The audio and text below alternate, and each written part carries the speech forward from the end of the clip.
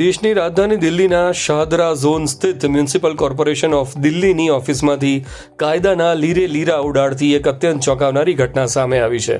શાહદરા ઝોનના ચેરમેન પંકજ લુથરાની સત્તાવાર ઓફિસમાં જ વકીલોના એક જૂથ દ્વારા કોંગ્રેસના કાઉન્સિલર હાજી ઝરીફ પર હિંસક હુમલો કરવામાં આવ્યો હતો. સૌથી આશ્ચર્યજનક બાબત એ હતી કે સ્થળ પર દિલ્હી પોલીસના જવાનો તૈનાત હોવા છતાં તેમની જ હાજરીમાં વકીલોના ટોળાએ કાયદો હાથમાં લીધો હતો. મળતી વિગતો મુજબ એમસીડી ઓફિસમાં ચેરમેનની ચેમ્બરમાં ચર્ચા દરમિયાન વાતાવરણ અચાનક ઉગ્ર બન્યું હતું. વકીલો અને કાઉન્સિલર વચ્ચેની બોલાચાલીએ જોતજોતામાં હિંસક સ્વરૂપ ધારણ કરી લીધું હતું. વકીલોએ કાઉન્સિલર હાજી ઝરીફ પર હુમલો કરીને ઓફિસમાં પડેલી ખુરશીઓ તેમની તરફ ફેંકવાનું શરૂ કર્યું હતું.